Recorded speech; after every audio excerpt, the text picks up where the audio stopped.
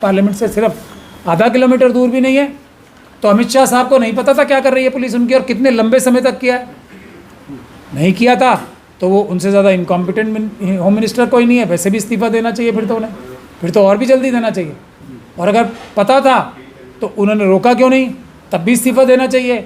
और अगर हम लोग जो बोल रहे हैं वो जो इन्वेस्टिगेशन में भी सही निकलेगी बात कि वो बैठ के माइक्रो मैनेज कर रहे थे, एक एक लाठी के बारे में देख रहे थे, उस एरिया में कम लाठियाँ मार रहे हैं, उस एरिया में कील नहीं लगाई, उस एरिया में पैलेट गन कम चलाई है, उधर ज़्यादा चलवाओ, उधर देखो लड़कियां जा रही हैं छोटी छोटी, उधर भेजो कुछ गुंडे टाइप लोगों को भेजो उनके पीछे।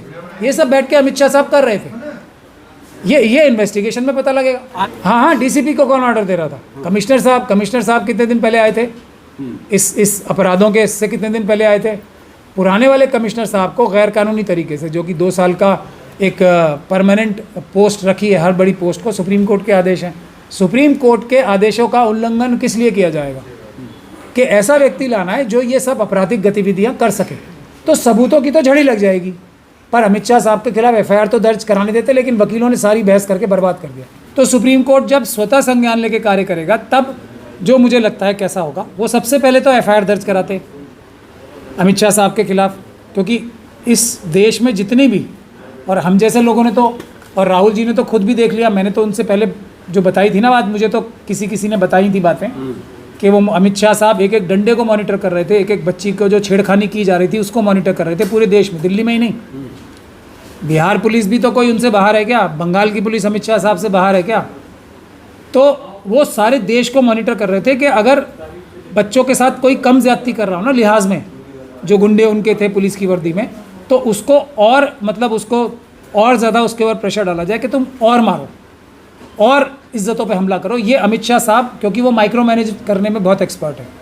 पर अच्छा है कि राहुल जी ने तो उन्हें स्वयं ही फ़ोन करते हुए देख लिया पार्लियामेंट के अंदर। तो हम जो भी बात करते हैं ना वो बहुत उस पर रिसर्च करके सोच समझ के बात करते हैं। लेकिन अब अगर अच्छा आदेश सुप्रीम कोर्ट से चाहिए, चुनाव आयोग से चाहिए, सीबीआई से अच्छी कार्रवाई चाहिए, आईबी से अच्छी कार्रवाई चाहिए, ईडी से चाहिए, तो आंदोलन हर डिस्ट्रिक्ट में शुरू हो जाने चाहिए देश में। आप सिर्फ बैठो और ईवीएम हटाओ, देश बचाओ, पेपर बैलेट वापस लाओ का नारा लगाओ, सब काम अपने आप शुरू हो जाएंगे अच्छे। और अमित शाह साहब के खिलाफ आप सुप्रीम कोर्ट की तो बात छोड़ दीजिए, दिल्ली हाई कोर्ट में से भी कोई सुओ मोटो कॉग्निजेंस लेके अमित शाह साहब के एफआईआर दर्ज करा देंगे, क्योंकि वही सच्ची और सही कानूनी कार्रवाई होगी। उसके अलावा कोई कानूनी कार्रवाई सही है ही नहीं जब तक अमित शाह साहब को पद से हटा के उनको जेल नहीं भेजा जाता।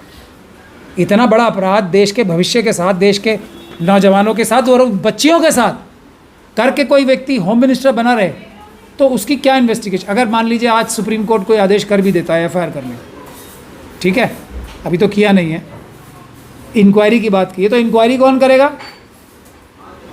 कमिश्नर या दिल्ली के अधिकारी? कोई दिल्ली के अधिकारी किसके अंडर आते हैं? होम मिनिस्टर साहब के। पूरे देश के आईएएस ऑफिसर का जो कंट्रोलिंग एजेंसी है एक तरीके से होम मिनिस्ट्री है।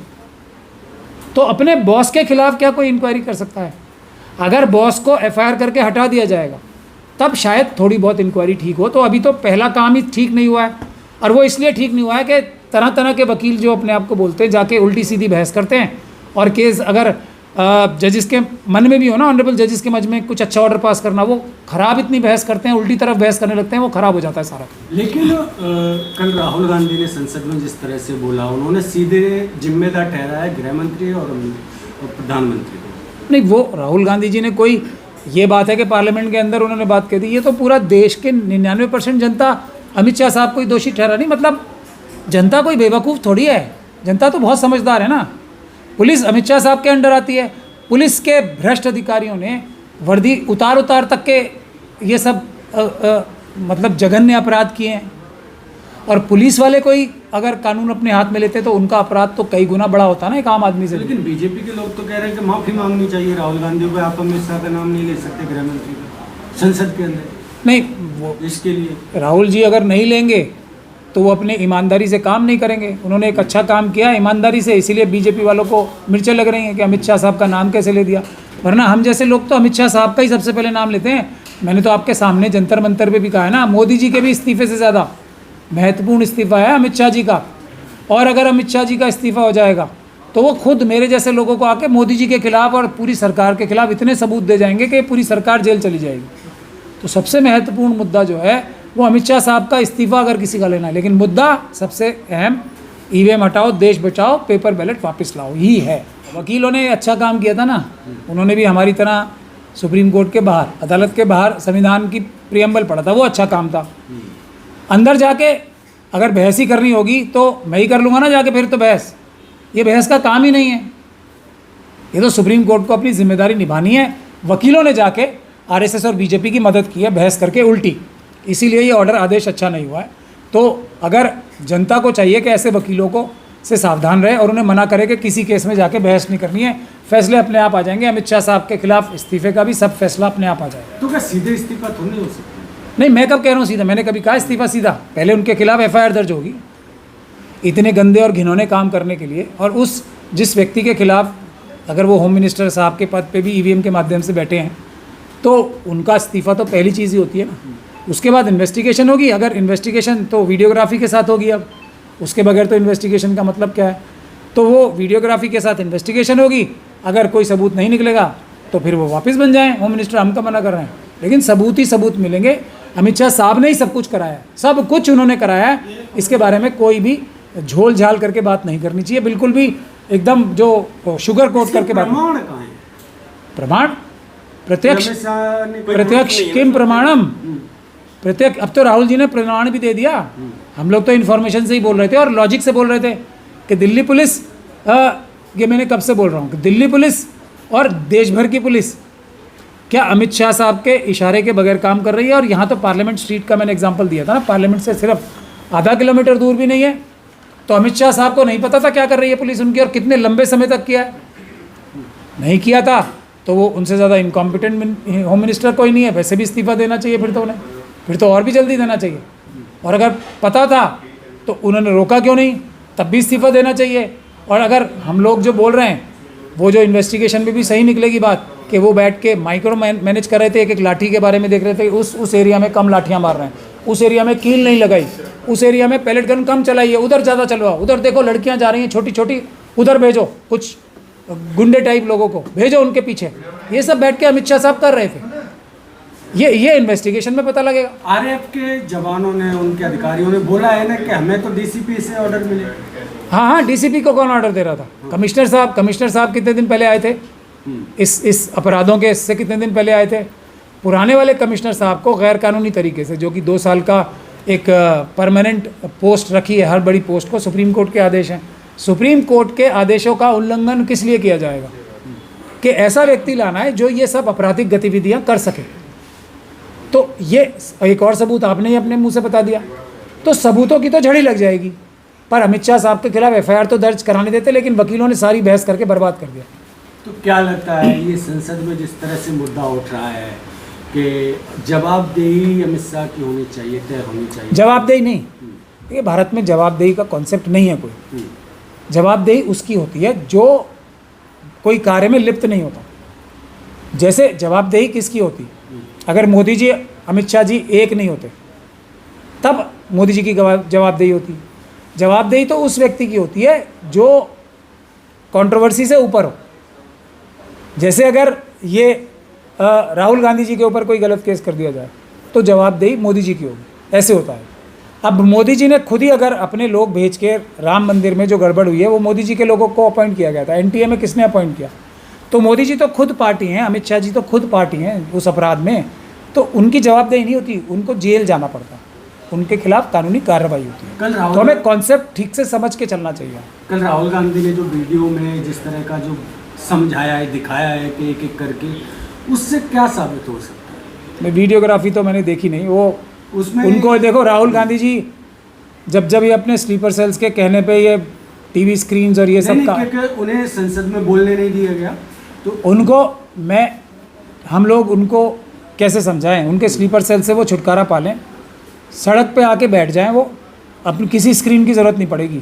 जो बैठे थे ना प्राइम मिनिस्टर के घर के बाहर, वो स्लीपर सेल्स ने उनको और प्रियंका गांधी जी को हटा दिया, वहाँ से हटा दिया था ना, स्लीपर सेल्स ने मिलकर ही हटवाया था पुलिस से, ये भी मैं उन्हें बता दूं, वरना पुलिस की हिम्मत नहीं पड़ रही थी। जैसे जंतर मंतर पे जैसे वैसे ही बैठना चाहिए, बैठ जाते। और क्या करना है उन्हें? पूरी दुनिया की प्रेस उनसे आके पूछ लेगी, कोई स्क्रीन लगाने की आवश्यकता नहीं पड़ेगी, उनको अपनी मतलब जो जिस पोजीशन पे है ना वो पता ही नहीं है उन्हें, शायद मुझे ऐसा लगता है, या स्लीपर सेल्स ने उनकी आंखों पे पर्दा डाल रखा है, वो अपनी अहमियत ही नहीं समझते। 60% वोटर्स ने उनके ऊपर विश्वास जताया है। 60% वोटर्स की, देश के 60% वोटर्स जो लोकसभा के थे वो उनकी ज़बान है। मोदी जी 40% की हैं।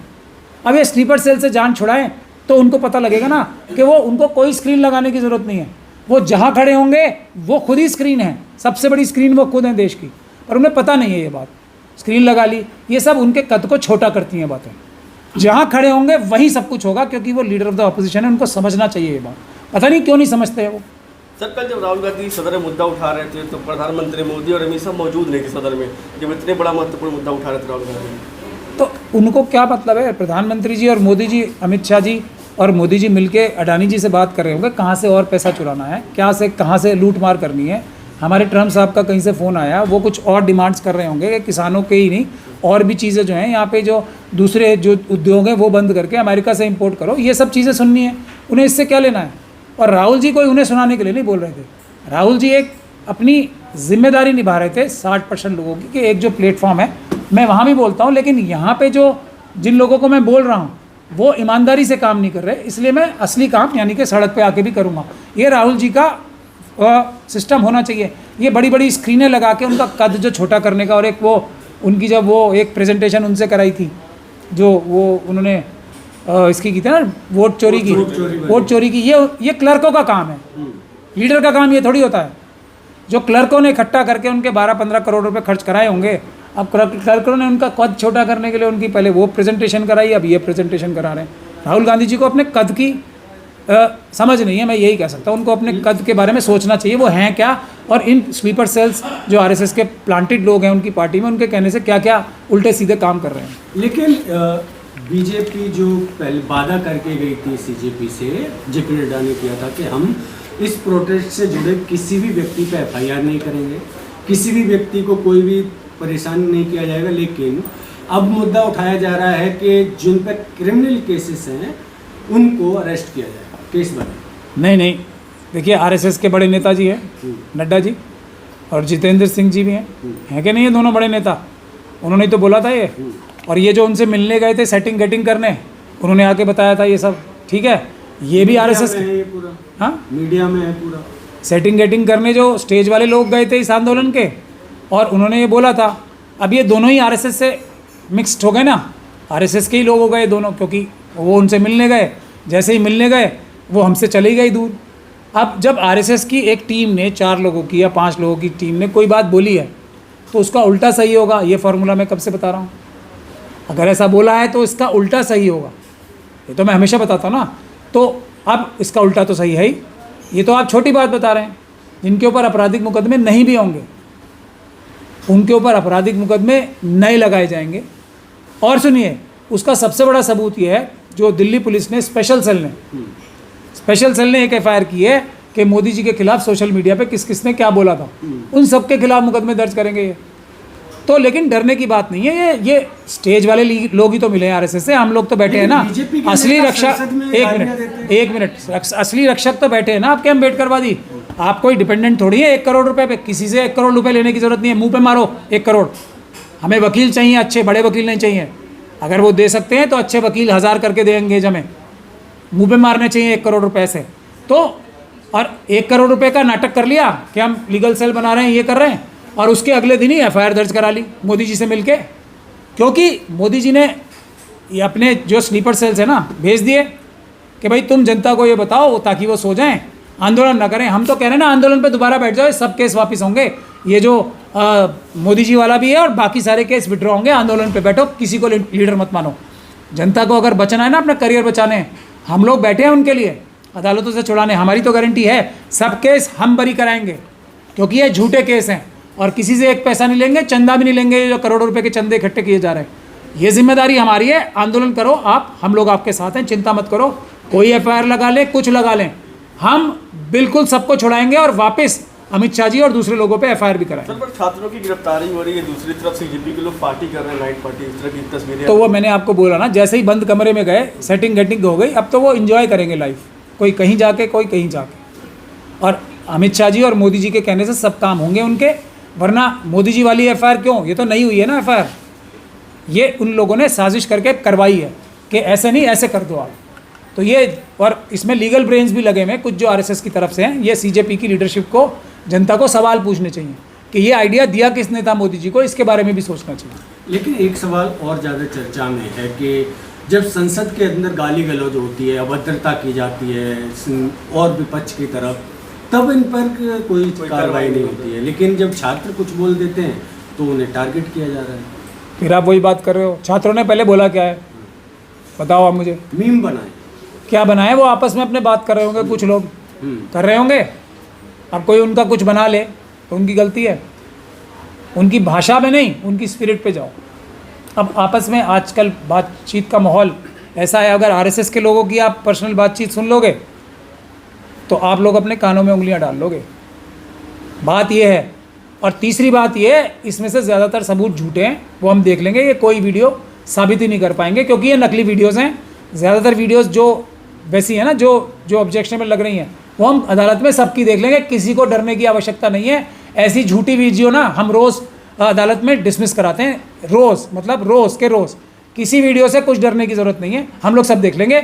अभी भारत का संविधान और कानून मोदी जी, अमित शाह जी और उनके भ्रष्ट पुलिस के अधिकारियों से बहुत बड़ा है। पुलिस ने आंकड़े जारी किए हैं, लेकिन कि इन पर इतने इतने केस हैं, इन पर हत्या के हैं, लेकिन अगर सांसद और विधायकों पर जिस तरह केस लगे हुए हैं, अगर उनको देखा जाए, उनको अगर साफ किया जाए तो पूरा सांसद और विधानसभाएं खाली हो जाएंगी, फिर खाली हो जाएंगी और दोबारा भरेंगी भी नहीं। हाँ, क्योंकि सबसे ज़्यादा तो नेताओं पर केस लगे। भ्रष्ट लोग तो चुनाव लड़ना ही बंद कर देंगे, फिर ईमानदार लोग धीरे धीरे करके आएंगे तो काफ़ी समय तक बहुत कैंडिडेट्स नहीं मिलेंगे लोगों को, ये हो जाएगा प्रॉब्लम। तो लेकिन अभी समय चल रहा है, लेकिन ये अच्छा हो रहा है कि प्रोटेस्ट की तरफ लोगों का ध्यान गया है। पीसफुल प्रोटेस्ट करें, कोई मुकदमा नहीं होगा, कुछ नहीं होगा, ये करेंगे हम लोग ख़त्म कराएंगे। अभी डॉक्टर रितु का प्रोटेस्ट हुआ था ना, उसमें कितने मुकदमे हमने अदालत से ख़त्म कराए, अभी 6-7 मुकदमे वापस हुए हैं, जो दिल्ली यूनिवर्सिटी के डॉक्टर रितु का। आप डरे नहीं, ईमानदारी के साथ भारत के संविधान की रक्षा करने के लिए, इंसाफ और बराबरी की रक्षा करने के लिए आप लोग पीसफुल प्रोटेस्ट करें। आप देश का भविष्य हैं, भगत सिंह जी की तरह आपका नाम लिया जाएगा देश को बचाने में। लेकिन आप इतना सब कुछ तो कर रहे हैं, जो बच्चे यहाँ पर जंतर मंतर आए थे और जिन्होंने अपनी बात रखी, लेकिन बजरंग दल, आरएसएस और तमाम जो संगठन है वो उनको ढूंढ ढूंढ के पीट रहे हैं, आप उनको कैसे बचाएंगे फिर? आएंगे तो सही हमारे पास। देखिए, वकील की एक प्रॉब्लम ये भी होती है ना, हम बता रहे हैं बार बार, जो हमारे पास आ जाएगा उसकी तरफ से हम उनका कानूनी कार्रवाई शुरू कर देंगे।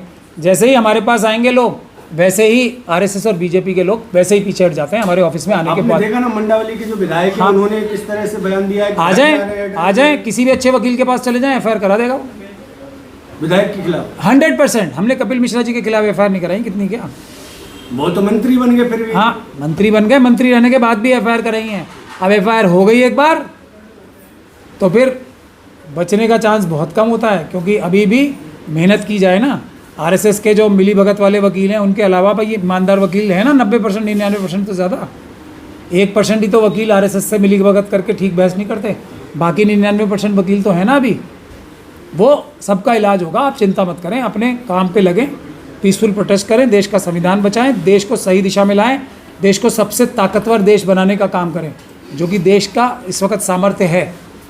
क्या लास्ट सवाल है, क्या अमित शाह का इस्तीफा हो सकता है? सीक्वेंस में होगा ना, पहले एफआईआर फिर इस्तीफा। और इस्तीफा तो क्या होता है, इन्हें जेल जाना है मोदी जी को और अमित शाह जी को। काम ऐसे कर रखे ना, छुपाते छुपाते नहीं छुपेंगे। और मैंने तो आपको बताया है, अमित शाह जी, मोदी जी नहीं, आरएसएस के सब बड़े नेताओं जो मंत्री संतरी बने हुए हैं, हालांकि उनकी कम गलती है, लेकिन गलती है। ओएसडी मोदी जी ने लगाए, साइन तो वही करते हैं भाई, जिम्मेदारी तो सिग्नेचर से आपकी है ना, सब मंत्री जेल जाएंगे। हालांकि ओएसडी लगा के मोदी जी ने सब की फाइलें तो ओएसडी करते हैं क्लियर, और पीएमओ से क्लियर होती है, अमित शाह जी करते हैं, मगर साइन तो उन्हीं के हुए हैं, वो सब भी जेल जाएंगे। देश में जितने मंत्री हैं, चीफ मिनिस्टर हैं बीजेपी के, वो सब जेल जाएंगे। जितने बड़े बड़े कार्यकर्ता हैं जो महलों में बैठे हुए हैं, अभी 500 महल तो हर डिस्ट्रिक्ट में है ना, वो महल उनसे खाली कराए जाएंगे, वो सब जेल जाएंगे। और बच्चों के लिए वहाँ पे लाइब्रेरी, हॉस्टल और ये उनकी ट्रेनिंग सेंटर्स बनेंगे बच्चों के, जहाँ पे वो अपने जिम की एक्सरसाइज भी करेंगे। ये सब चीज़ें होंगी। 500 तो हमने रेडीमेड जो बीजेपी के ऑफिस हैं वो सब बच्चों के हैं, वहाँ पे जिम वहाँ पे लाइब्रेरी और वहाँ पे हॉस्टल्स बनेंगे उस डिस्ट्रिक्ट के सभी लोगों के लिए। इतना सब तो हो ही चुका है, आरएसएस के बहुत सारे दफ्तर हैं, तरह तरह की संगठनों से खोल रखे हैं, उन सब में कोचिंग सेंटर्स जहाँ जो चीज़ अच्छी बनेगी ना बच्चों के लिए, वो सब बिल्डिंग्स उनकी लेके बच्चों को गिफ्ट की जाएंगी। ये तय ही हमारा वादा।